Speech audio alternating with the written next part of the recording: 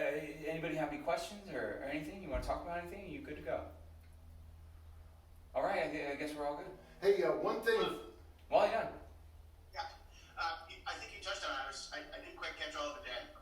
When you're doing this kind of routine, mixing up your hinge, based on how you feel, Yeah. as opposed to doing it, one all the way through. Okay. One hinge move. So what I tell the people here is, it's, if for example you're having that great day, you're feeling like $1 million.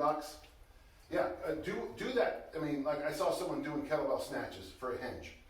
I gotta tell you, 30 for 30 for 30 kettlebell snatch in there, left hand for 30, right hand for 30, and 3 other things. That's gonna be a workout.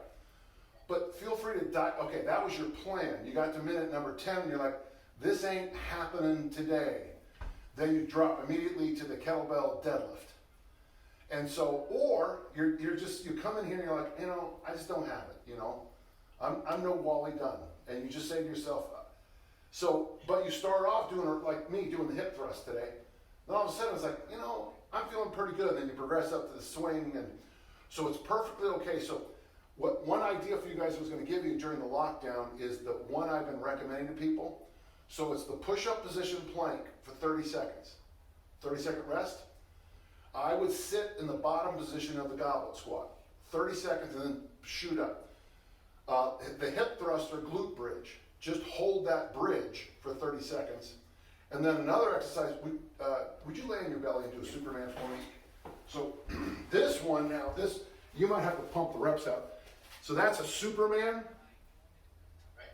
Superman, and the last one is simply marching in place.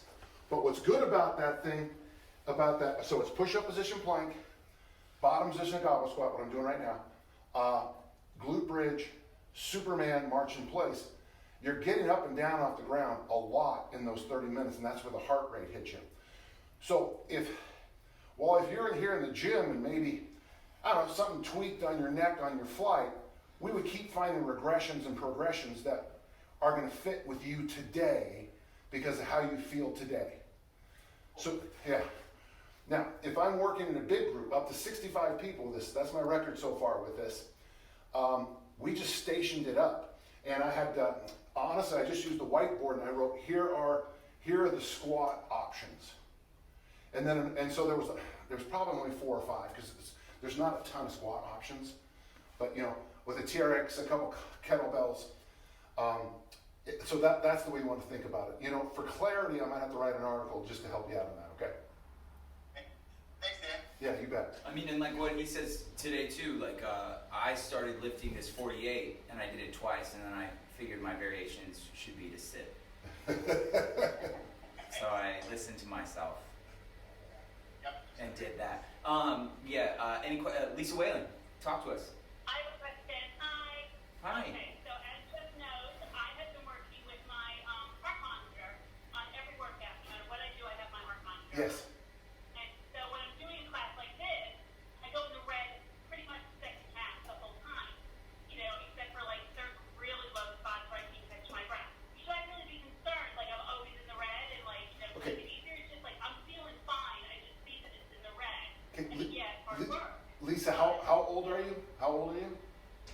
1,000 years old. No, 55. Oh. Did you say 55? Yep. So when you say in the red, what number are you hitting? What number is red? Like 93%. No, do you have the number? 94%.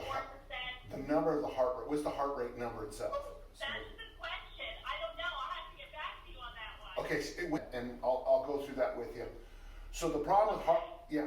So at your age, no, I'm 63, so I think you're a child. So, Thank you. Just in that picture I am. so I would suggest that when you're doing a pure fat burning workout, don't get over 125. That talking, but when you're doing 30 for 30 for 30, we want the heart rate to be, I think the word in music is staccato. Yeah. Right. So we want the heart rate to do this. Right. Right. So when you're doing steady, and is it Lisa? Serious, babe. It's yes.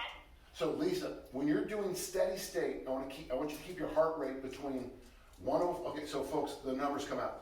180 minus your age, 160 minus your age. If you're on medicines, 170 and 150. No, I'm pretty So healthy. no, well, you know, that's great.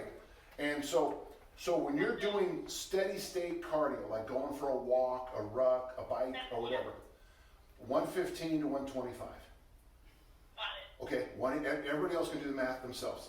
But when you're doing a 30 for 30 for 30, I want that boom, bada boom, bada boom.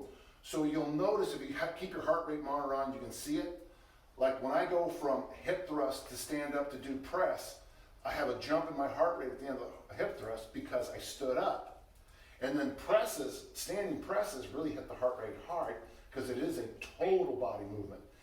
But then I'm 30-second resting and I see my heart rate do this and then it comes back up. Yep. Absolutely. So remember, what we need for heart health is both. We need steady state to kind of enlarge the boom, ha-boom of the heart. But we need the staccato with the ba-bum, ba-bum, ba-bum to train the heart variations. And so you want both. And this isn't gonna, you still might get a stroke or a heart attack, and you still might have, but this is the best evidence we have. This is the, what do you call it, this is best practices. This is best practices. And I think we were talking about this yesterday, Waylon, when I quoted Dan to you, like 2 days a week you get sweaty, 2 days a week you get strong, 1 day a week you take a long walk or long bike ride or whatever. Is the ideal, right? What we're all ideally striving for as far as fitness concerned. Yeah. Right. So it's, The mistake, you might get sweaty, our other two are working, getting strong. And then you have And your then long like walks. along the Hudson or You're nailing it. you're, every day. Yeah. and then what's nice, Someone's yelling. over time, that's the best formula we have.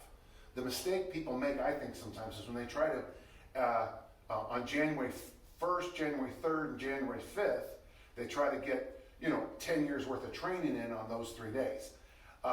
So the idea, I like that. Get sweaty, get strong, bye-bye, go for a walk. That's great stuff.